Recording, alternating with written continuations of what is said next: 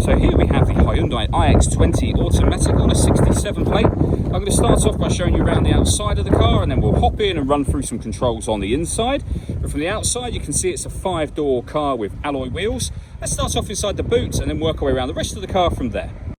As we approach the back of the car, you can see we have reversing sensors, plenty of boot space as well, along with that 60/40 split folding rear seat should you wish to increase this space even further. Okay, so we're just going to work our way back round to the front of the car, and then we'll hop in and run through some controls on the inside. But now that we've done a full circle of it, you can see it's in excellent condition the whole way round. Just briefly before we climb in, I think it's well worth seeing the interior from this exterior point of view. There's plenty to run through on the dashboard, so let's hop in and we'll do that now. Okay, now that we're inside the car, we're going to start with the dials. On the left-hand side, we have the rev counter, and on the right-hand side, the speedometer. In the middle, you can see the total miles for this car, which are 10,062. Above that, you'll see the gear the car is currently in being displayed just here. And then we have the fuel gauge and coolant temperature gauges as well. You can change the information displayed in that section by pressing this button just here on the steering wheel for various bits of trip computer information. We have stereo controls above that, which continue over on the left-hand side, and then we have phone controls beneath that.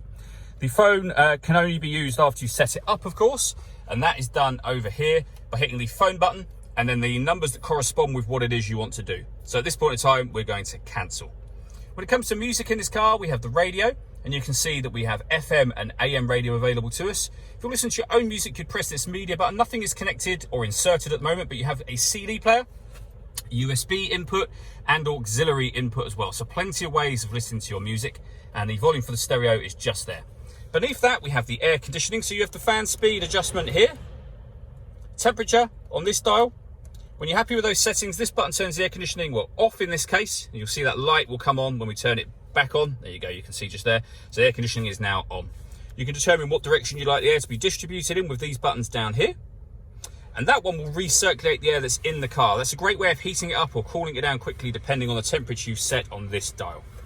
Beneath that we have 12-volt charging socket, the auxiliary and USB inputs, and then the gear lever for the fully automatic gearbox.